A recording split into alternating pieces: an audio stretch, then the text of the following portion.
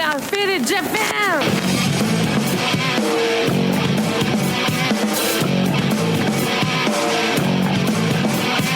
Yeah, all the time me on business. I'm all about my business, but I ain't got no briefcase. Yeah, all I got's some whiskey. Open and the whiskey, bring it to you.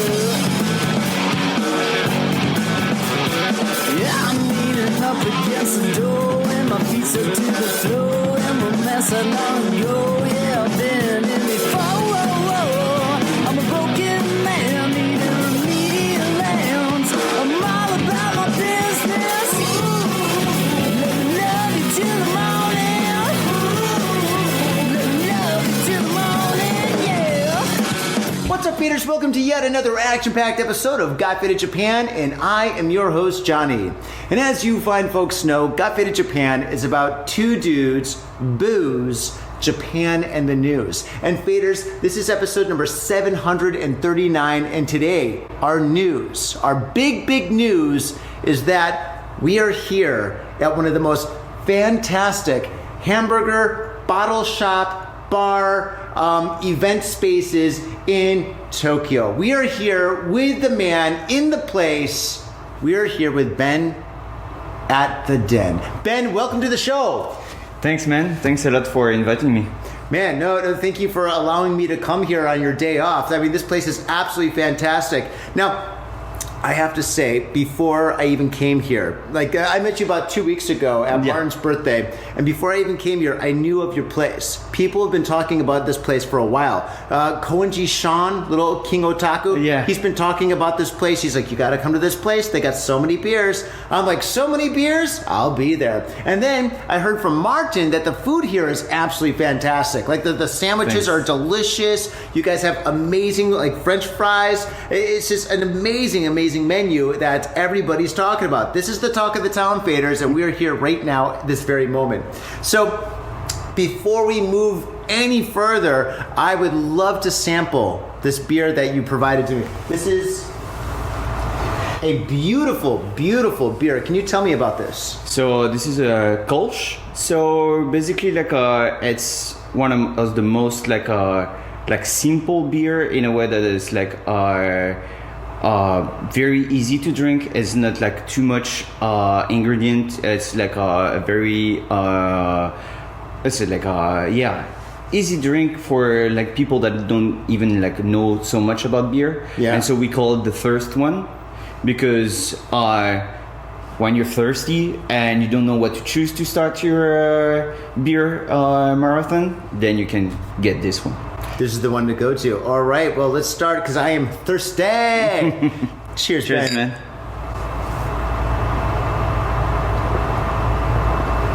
Oh yeah, that is a spot. Oh yeah, this is really, wow, that aftertaste is great. Yeah, super easy to drink, super refreshing. This is the thirst one, and this will definitely be my second one too. This is great. Wow, and you guys make this? So yeah, we have friends in Kaigan Brewery. Mm-hmm. So Kaigan Brewery is also the guys from Coaster, the beer bar restaurant in Shimokitazawa. Oh wow! And so they opened their own brewery, Kaigan, in Minami Boso in Chiba. And nice. So they helped us like brew this beer. And so we went there, we spent like a few days there, like explaining like what we wanted. Then they explained us like all we could do, choose the ingredient together, and we prepared all the batch and like all the ingredient, and then the magic happened. Wow. Like 3 weeks later. Fantastic. 3 weeks. Wow. This is amazing. And what was the most difficult part in like choosing ingredients? Would it be like choosing the hops or?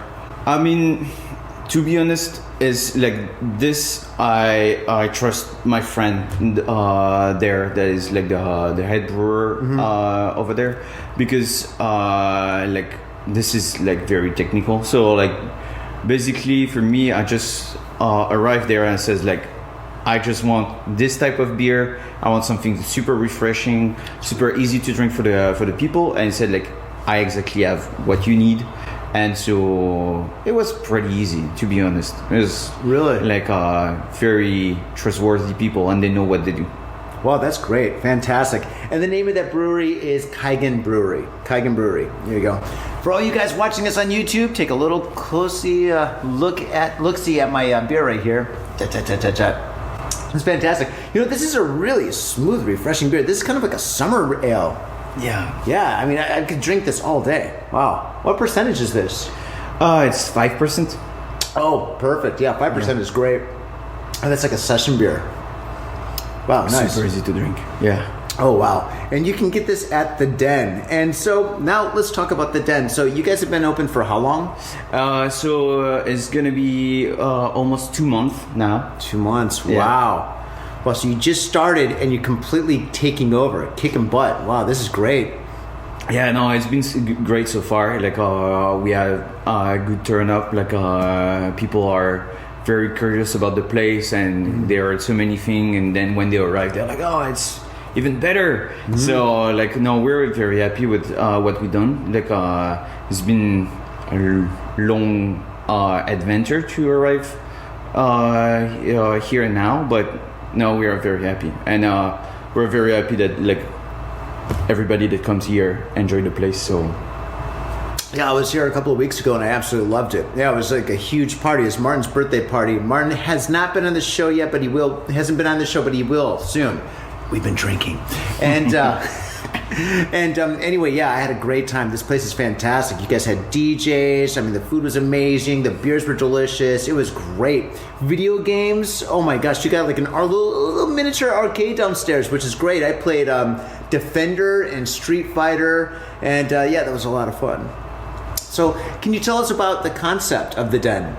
So the concept of The Den is having this like kind of like community place where just like trying to make you feel at home. So that's why also we choose the name The Den. You know, it's just like it's your own place. You know, like you're like your den, like you want just to be alone, or you just want to be with friends. There's enough space. There's like it's cozy, like you want to be here and you can work, you can party, you can just have a drink. It's like just a place like you want to appropriate yourself. That's fantastic. Yeah, this place is very, very spacious. I mean, you've got, how many floors do you have? 2 floors. Yeah, 2 floors. So it's 2 times 60 meters square. So around 120 something in total. That's pretty spacious in Tokyo, Faders. And this area right up here, this is kind of like the bar dining area. Yeah. And then downstairs is like the party area. Or I think both areas are kind of like the party area, because like when I first came here, you had DJs up here. Yes. So basically, like the cool thing with the place is also it's very adaptable. I don't know if it's the right word, but yeah. So upstairs here we are now on the stage. So we usually do all the live stuff and the DJ stuff here, but like there is enough space downstairs too. So like if we need, we can always get the DJ equipment downstairs and do like our party downstairs. Oh, that's fantastic. Can you tell me about some of the events that you have here? So right now we have like jazz night every Thursday. Ooh, so cool. I was a big fan of a bar when I used to live in Paris, and there's like once a week they had this like gypsy jazz band coming, and it was always the same dudes, and yeah, it was just some kind of like very religious moment. Like everyone would come to the bar, and for like 1 hour or something, everyone would just like shut up and listen to the music, being absorbed by the ambience of the place, the music and stuff. So I wanted to have that here, and so that's why I wanted to have like this jazz night on Thursday. Cool. And we're gonna have like from middle of April, we're gonna have like an open mic party every Friday. It's gonna be called the Friday Live. Friday the Den. Friday night. Oh God. Very bad pun. Okay. Sorry, man. The puns will drop. And, It's okay. We're drinking. It's fine. So yeah, it would be like so this event will be separated in 3 parts. So first part would be open mic for around 45 minutes. Then there'll be like the host live. So we have I have one of my friend who's a music teacher. This will be organizing this, and so the second part will be him playing guitar with a guest. So Cool. every week a different guest, and the last part of this event will be jam session. Wow. So it'll be 45 minute open mic, 45 minute of live, and then 45 minutes of jam session. that's going to be pretty wild. Yeah. That's going to be pretty wild. Yeah, I can't wait. Like it's gonna start 12th of April. Wow. Waiting for you, 12th of April. 12th of April. Wow, that's actually coming up soon now. Yeah.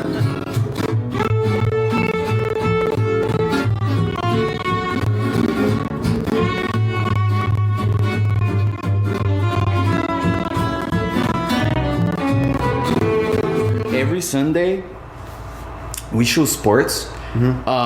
So for now, it's mostly like a MMA, UFC. So MMA, all yeah. the big events, even like the small one, like we are big fans here. So like you can enjoy like good food, good beers, and like your favorite like sports events. And we're gonna try to expand to more different sports, like maybe football and also like baseball. So like I'm just trying to set that up, and I'll put it on the Instagram and the website of the place, so you can see whenever there is something. Wow, that is fantastic. So you've got sports, and you play them on this monitor right up here? Yeah. So we have this big like a 4K projector. Oh, And, wow. it's really cool. Yeah. It's You can see the blood fly off their face when they get hit, right? yes. It's even in slow motion. Yeah, the replays are pretty wild on this. Yeah. Wow, cool, very cool. No, we have a cool screen, cool projector. It works pretty well. Oh, fantastic. So you've got DJ events, you've got band events, you got jam sessions. Yeah. Are you thinking about having like kind of like rock and roll nights or hip hop nights and stuff like that? You've got the stage right here is awesome. It's actually quite perfect to do something like that. Yeah, actually, like all this like event, like we're not close to any genre. So basically, like I was also thinking, like I have friends doing like idol management and stuff. So Idol could be- management? So Wow. could be very fun to have like event with like a hardcore band, then idol, then like hip hop. I'm for the mix. Like to be honest, there is always something interesting like in music. So let's do it. Yeah, for sure.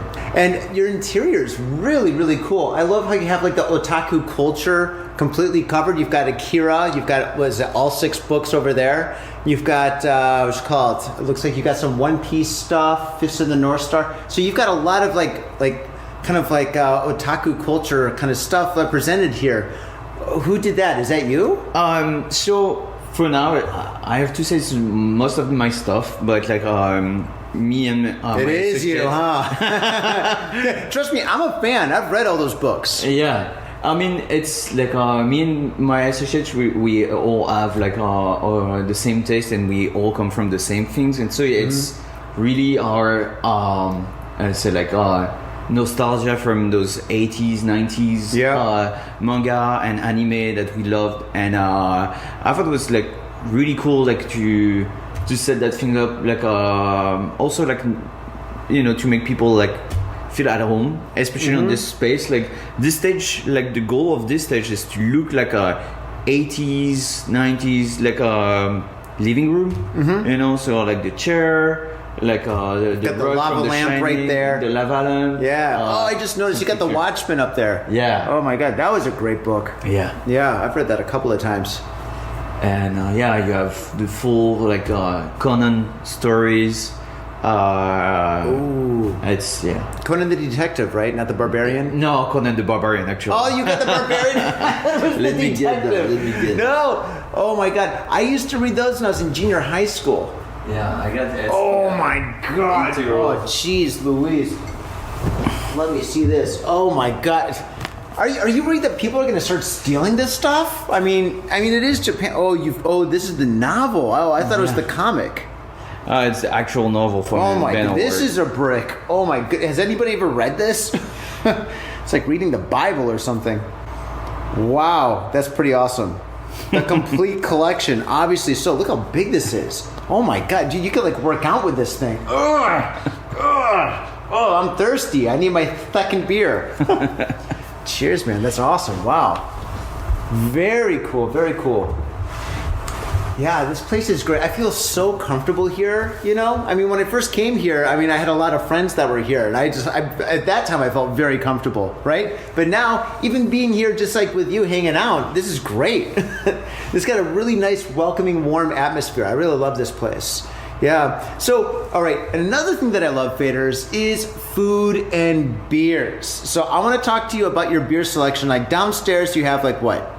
500 beers, 10,000 beers. You have like what, five huge coolers full of beers. So we have like those three. Actually, it's like three huge like display fridge. Yeah. And we have like around like 140 reference of beers.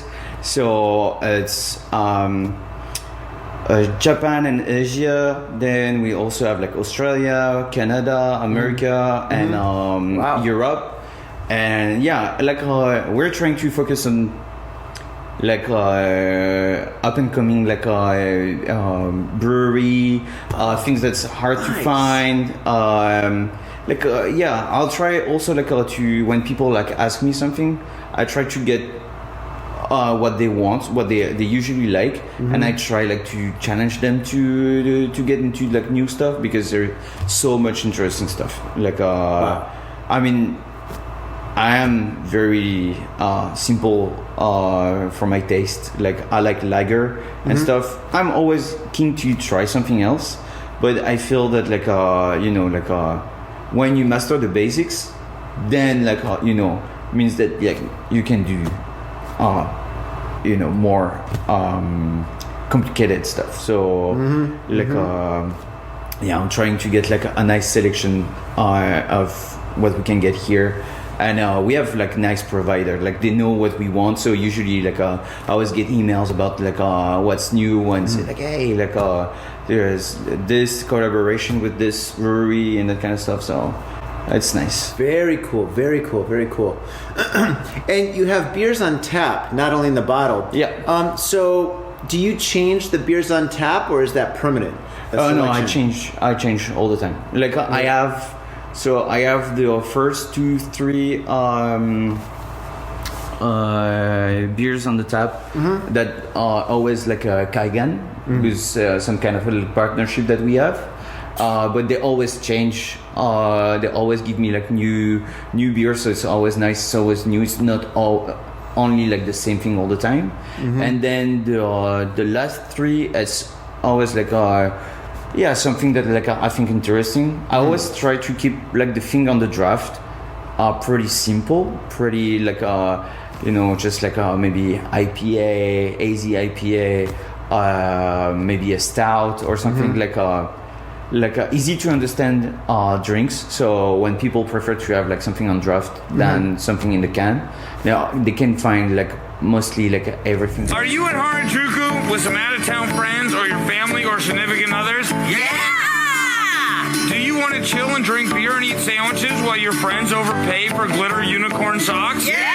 And the flavor's gonna make you complete at Harry's Sandwich Company. So come on down to Harry's Sandwich Company in the heart of Harajuku, right off Takeshita Street. See you there! Yo, what's up, Faders? Scott Faded Japan has got a new sponsor. Our new sponsor is Gamuso Bar, located in Asagaya, Tokyo. If you're kicking it in Tokyo and you want to get your groove on, get your fade on, you better get your ass down to Gamuso. Gamuso is located in Asagaya. It's about 11 minutes from Shinjuku Station on the Chuo line. Gamuso has weekly bands, weekly performances. And hell, if you got your own event and you want to hold it at Gamuso, we'd love to host you. So contact Gamuso at www.gamuso.com. That's www.gamuso.com. That's right. Gamuso has not only beers in the bottle, but beers on tap. We've got every drink you want, so come on down to Gamuso. Gamuso, and if I'm working, tip me. Have your attention, please. Attention. Hey, yo, what's up, Vaders? Johnny here. You know I love booze and news, but I also love art. So come on down to thespiltink.com and check my art out. I've got tons of stuff there for you to check out. I've got paintings, I got prints, I got videos. And I tell you what, if you like a painting, I could probably sell it to you. And I tell you what, if I can't sell you that painting, I will definitely sell you a print. I've got prints of all my work. Prints are about 2,000 N each, about $20, but if you buy two, you get the third one for free. So come on down to thespiltink.com. Yo, and on top of that, I'm looking for commissioned work. So if there's something that you want me to do, I can make it for you. Just check out my stuff and see if you like my style. And if you like my style, I can definitely paint you anything on canvas, paper, whatever. I've done it all. So come on down to thespiltink.com. That is THESPILTINK.com. Thespiltink.com. Proper. Mitsuya Liquors. Yo, what's up, faders? If you're in Asia, if you're in Japan, if you're in Tokyo, if you're in Asagaya, you better get down to Mitsuya Liquors. That's right. For the most affordable prices in Japan, you can get over 300 different kinds of beer. That's right, over 300 different kinds of beer. And of course, they got all the shochu you need, all the sake you need, and of course, they got wine from California to Italy to France to New Zealand. They got it all. When I say they got it all, they really, seriously got it all. There's no joke about that. So get down to Mitsuya Liquors. And if you go in there and you say, Got Faded Japan, you will be more than welcome to go into their back room and drink those beers that you just purchased. That's right, Got Faded Japan at Mitsuya Liquors. And 3 times a week, they have a sushi chef there.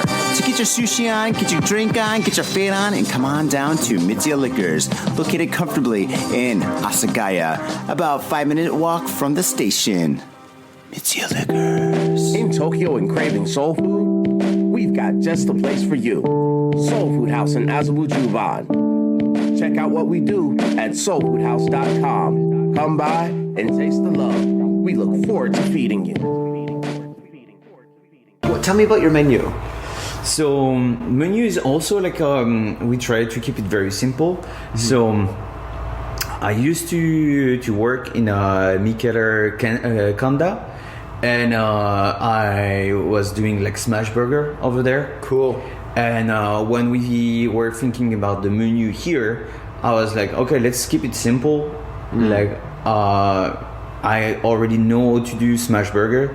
Like, let's go with this and do our own, because I think it's like, you know, something super easy to eat when you're drinking beers, you know. Just like you can have like one smash one burger in one hand, you're drinking the other hand, and super easy. So that's the way I like to roll. Yeah. I mean, so for now, like the menu is like we have like 3 kind of smash burger. We have loaded fries. We have some. Yeah, everybody loves your fries. They say you got to get the fries. Make sure you get the fries. So I'm like, all right, I'll get the fries. Well, like the key is good products. Yeah. Like we had like our friend in Costa Shimoto Kitazawa. They gave us tips like to get like nice providers. Secrets, not tips. And I think it's not about like fancy cooking or any like Shaolin techniques to cook anything. It's just like find the good products. And just like make it simple. Like when, as I was saying, like when you're at ease with the simple stuff, then you can just like improvise. But like for us, the most important was having like a nice cheeseburger. Just very simple. When people start like adding too many things to like hamburgers and stuff, it starts going crazy, you know? Like, Yeah. it's just like the flavors are all over the place. They get messy. They're difficult to eat and stuff. Like, whenever, I mean, I hate to say this, but like, you know, like Burger King or McDonald's, like here in Tokyo at least, or in Japan, every so often they release like the Mega Ebi avocado burger with cheese. And you're like, wow, that's a lot of flavors, you know? Yeah. And it's a little bit too much, you know? You're just like, I guess I kind of like this, but I'm not sure, you know? But like when you simplify something that's already perfect, it's good. Yeah. Right? So it's completely unnecessary to add all this stuff. And if you notice, these burgers that like the McDonald's or Burger, I'm not comparing you to McDonald's or Burger King at all. I'm just using them as an example. Whenever they add like they add these like huge, crazy, insane burgers or whatever, they only last like 2 months. And then they're gone, you know? And then the menu that they have is like the basic menu. You've got the cheeseburger, the hamburger or whatever, you know? So it's just like, you know, if something's perfect, why mess it up? Yeah, that's exactly what I think. Like, I love burgers in general. Yeah. But like, I like to be able like to grab with one hand and you know, just being able like to do a bite of the full burger and not having like to try to squish everything in my hand to be able like to press all the ingredient in just one bite, like and then I get like all the sauce and all the ingredient all over my hands. Yeah. Like, I mean, it's to each their own. Like, I know I have so many friends that love when the burger gets messy. For me, it's just like, you know, I'm gonna use the same hands to grab my beer, and I don't want to have like, you know, grease on my glass. So like that's why I like, you know, not too small, but I like a normal size burger with like all nice ingredient, and that's it. That's the way to go. Yeah, I don't like burgers that are really tall. Oh, yeah. Like, I don't know if it's still like a trend, but like the last time I was in San Francisco, they had like the $100 burger, and they had all these like these crazy burger shops, and they were just so big, like patty on top of patty on top of patty with all this stuff, and I'm just like, how do you eat that? Like, who's got the mouth? What are we, cartoons where a mouth stretches out or whatever, like a Scooby-Doo or something, you know? I was just like, there's no way a reasonable person can eat that unless you like chop it into little pieces and break it down, and then it looks like garbage, you know? Why not just keep the burger at a hand size? Yeah, burgers are supposed to be a hand size, sometimes a two-hander or whatever, but it's just like, I mean, yeah, it's just like something you can hold, you know? Yeah, I agree. Like, for me, the tower is defying the concept of the burger itself. Like, because when you have to cut it with your knife and fork, then what's the point? Yeah, like, it's supposed to be a sandwich that you hit with your hand, so then it becomes chili, or stew. You know, I mean, you're gonna break it all down. It's all like a million different pieces or whatever. You're just like, this ain't fun. Yeah. Oh man, but yeah, that's cool. Very cool. I love your concept, and I love your food too. And all right, now let's talk about Koenji. Out of all the places in this beautiful country, Japan, to choose where to open a restaurant, why Koenji? I think Koenji always appealed to me because it's the last punk bastion of Tokyo. I mean, like you ask someone in Koenji if they live in Tokyo, they say like, no, it's not Tokyo, it's fucking Koenji. So, you know, it's like this kind of I used to say the same thing about Shimokitazawa 10 years ago. Yeah, but like, so I think Shimokitazawa was kind of like the same as Koenji. Yeah. Like this nice, like cool, like subculture, dominant like neighborhood. It was. Yeah, but now like Shimokitazawa got completely gentrified. Oh god, and you have all those new buildings. I mean, I'm not speaking on it because like it's still a nice place. I still love Shimokita. Different vibe. Oh, Ben, I couldn't agree with you more. I lived in Shimokitazawa proper from 2002 to 2012. 2012 I left, right? And when I first moved there, 2002, 2003, when I moved there, it was an amazingly awesome place. There's so many underground clubs and bars, and there's so many just hardcore punk rock events, and people on the streets were just doing crazy things like fire dancing, and dudes with mohawks selling like tattoo equipment. It was just crazy, right? It was so much fun. But then once they started opening the huge mega Uniqlo building or whatever, and then the station started changing, whatever, my wife was just like, I think it's time to go. And I'm like, yeah, I think you're right. Let's just start looking at other places because it's just like it started changing and not in a good way for us anyway. So then we moved to Shibuya. Yeah. No, I'm joking. We didn't move to Shibuya, but close enough. But Shimokita was pretty awesome. But no, I completely agree with you that Koenji is like the last like strong front of like traditional bohemian Japanese style. Yeah. If that makes sense. I mean, it's like a neighborhood full of like subculture. Yeah. Yeah, it's so nice. Like every shop doesn't look like the other. Yeah, I just like I always had like the best time like partying here. Yeah. You can be outside. There's always like people. Yeah, it's just nice, and I felt like it would be the best neighborhood to connect with people, because I think what makes a bar a nice bar is like when you can have like an exchange with the staff, you know. Like there is so many bars that have good product, good drinks. Yes. But you know, the guy behind the bar or the girl behind the bar is cold.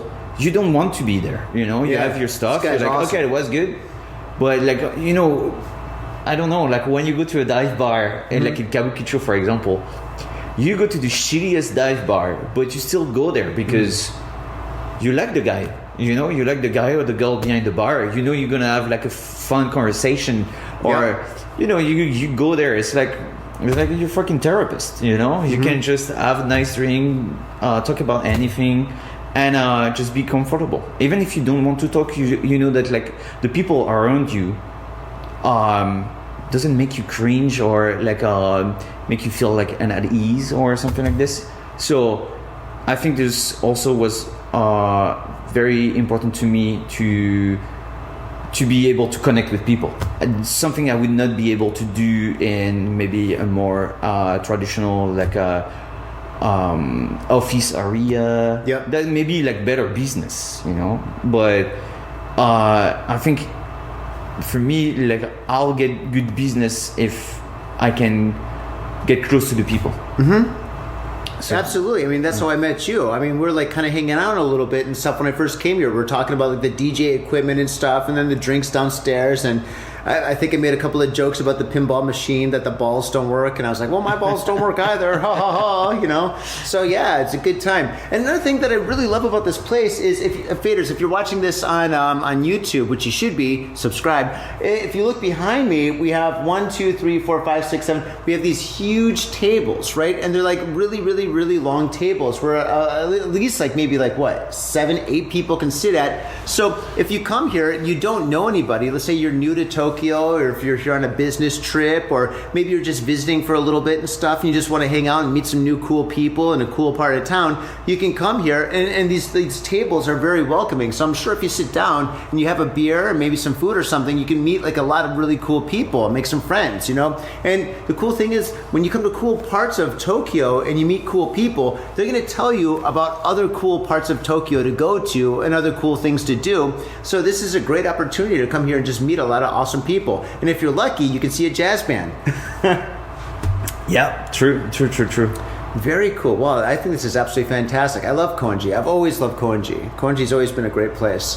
So I'm really, really happy that you guys got a place there. And to talk a little bit about business, how difficult was it to find real estate here? Was it difficult to go to a real estate agency and be like, I want to open a restaurant? Was that tough? Or yeah, to be honest, like it was. So all the things I've done in Tokyo, it's through like the network I have.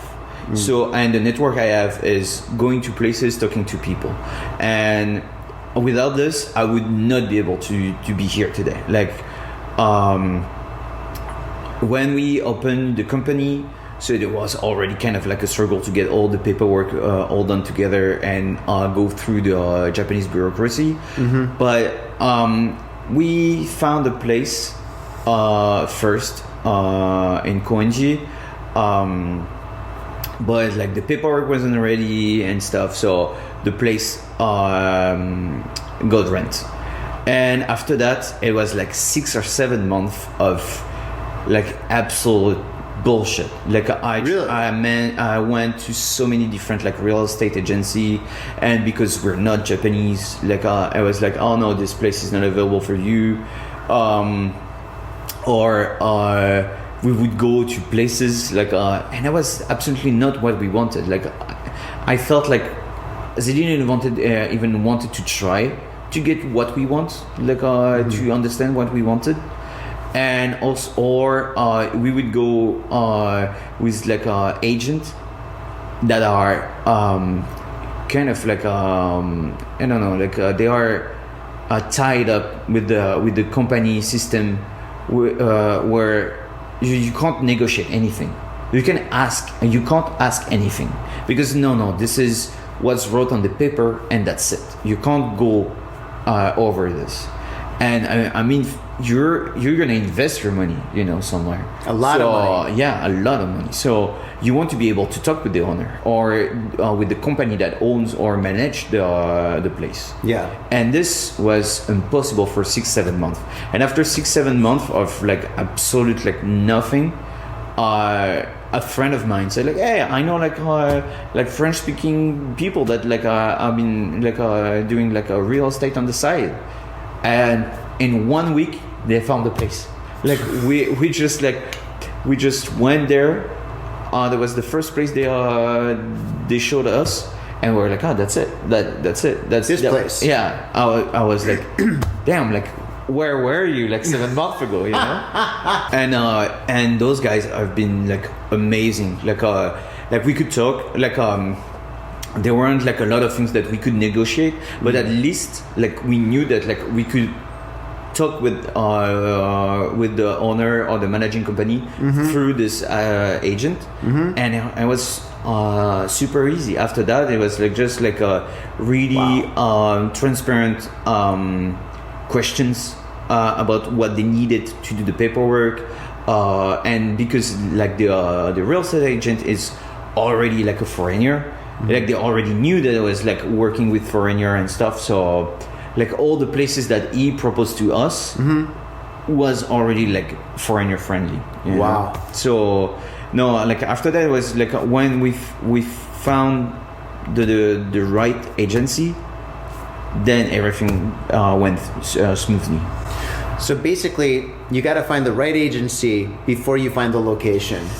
And the right agency would help you find the right location, and that could take. I mean, should you maybe you should plug these guys? Oh yeah. I mean, they don't have like an official like front door like shop, but like it's more it's some kind of like hand-to-hand contact. Like I don't know how to say that. Like Faders, if you're interested, send us an email, and then I'll connect you with this guy who will connect you with that guy. Which means you got to be serious because you're going to go through 1, 2, 3 different people. Yeah, we're middlemen now. Yeah, no, for sure. Well, no, I'm sure they will be happy to help more people. It's like those guys like I just did their I don't know how to say that like in English, like notary studies here in Japan. So they have perfect Japanese, and they have a perfect like understanding of like all the laws and all the rules for renting a place and stuff. It's like complete professional. They have their license and stuff. Fantastic. It's really, really cool. Wow, God, that's a godsend. Oh my gosh, yeah. Going through some companies, I mean, I've heard of some people having no problems finding a location, but I've heard a couple of issues where some people had a kind of a difficult time, such as like you. So yeah, I guess basically the most important thing is finding the perfect real estate agency, and then from there finding a location. Yeah. So that's really cool. And and speaking of location, I mean, your location in Koenji is absolutely spectacular. You're located like what? 45 seconds from the station? Yeah, basically. Is it 45 seconds? I mean, I think it's less than a minute. It could be 55 seconds. Don't hold me to any number, but yeah. Yeah, definitely. Like you can see the bar from the platform actually. Yeah. So it's very close. Like we are like 100 meters away from the station exit, like the south exit of Koenji. Wow, that's awesome. Yeah, very, very great. There's no reason not to come here. Yes. Yeah, you should definitely come here for like all of the above of what we discussed. But another thing is starting a business here. What were some of the difficulties of starting a business in Japan as being a foreigner? Yeah, well, first thing first, I would say what you need is secure the money. And like be sure that the people you be with have like the same intention that you have, and having the money like ready, because once you have this money ready, like then you start the paperwork and stuff, and the paperwork is kind of like really I don't know, like a random timing. So sometimes there's some stuff that can take a long time, and some other stuff that it just in 1 week it's like unlocked. And then like you have like there's like things you have to pay throughout the process. So yeah, just be sure that like money is ready and available. I would recommend, if you're a foreigner and you're not like proficient in Japanese language, to find a management company that would help with all the accountant stuff, the lawyer stuff, the accounting and lawyer bureaucracy. stuff. Yeah, I know all about that. So I mean, it's not cheap, but like that's so much help. That like I definitely recommend to have someone to do this for you. Absolutely. And for us, we will not have been able to do anything without them. And they've been very, very helpful. Even like to find a bank, dude. Opening a bank for a corporate when you're a foreigner, and just like like I mean, people are just like looking at you, just like no, like. And it's so funny because I think it's the first country in the world that I went to a bank and I was like, no, we don't want your money. And I was like, what? Your money is no good here. Yeah. And what a shit show, like having a bank here for a corporation. It's very hard, but it's really cool stuff. Like also like send our friend here an email and I'll help find a bank for sure. And bureaucracy was the most difficult part, but bureaucracy. Bureaucracy, yeah. But at the end, if you have like if you have someone to help you with this, it just takes a little bit of time. Yeah. Like I mean, I would say secure the money. Make sure you have time. Make sure like you have a year in front of you where you can free your schedule to go to appointment, to do the paperwork, to go to the different location, to just like to be in the project, and then like let the bureaucracy do its very slow work, and you should be alright. Interesting. Okay, excellent. And if you are going to open another restaurant, probably you will. I mean, you guys have been brilliantly successful since you opened. So I mean, in the future, let's say 3 to 6 months, when you open a new restaurant, where would you like to open? Since you've already got Koenji, what would be next? Would it be somewhere outside of Tokyo, or? I think it'd be something somewhere else than Tokyo, maybe Osaka or Fukuoka. It's like I love many places in Japan, but like I feel Osaka might be like a good spot too. Fukuoka, this is the south, and there is cool like up and coming like a brewery there also. And also like it's nice. It's so different from Tokyo. Yeah, I feel like it'd be nice like for people that are like want to try like both places, like to have like those two like different vibe, of Japan. So maybe somewhere like far, not inside Tokyo. Maybe not inside Tokyo. No, that's a great strategy. And Japan is, even though Japan's like a really small country, it is so vastly different wherever you go. If you go to Izu, which is just like, what, 2.5 hours south, it is like completely different from like the Tokyo area. Yeah. You know, I mean, some parts of Izu looks like Vietnam. You know, you're there and you just see like these huge like islands that are like, I don't know, like 100 meters up in the air, just like right outside of like the sea, and you're just like, wow, that's incredible. And the people are more laid back, they're different too, you know. It's just like, Japan is so magical. There's so many great places outside of Tokyo. Niigata is one of my favorite places. I mean, what people see from Japan is mostly Tokyo. It's mostly Tokyo. The rest is picture or video of the countryside, but the actual Japan is not Tokyo. Like Tokyo is like almost like a country by itself, because Tokyo is so special, but the rest of Japan is so different.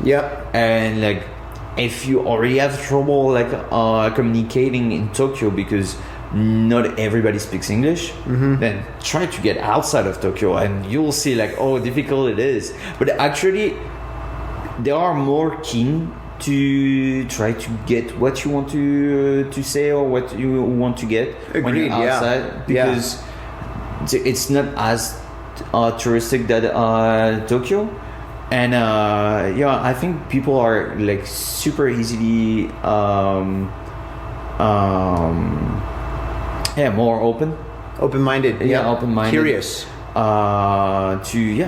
try like to talk with you. They are more interested, like I mean, Tokyo is good for business, let's be honest. Like if you want to do business in Japan, like Tokyo is obviously a good way to start, but like the rest of the country is beautiful, and there is like so many stuff to do.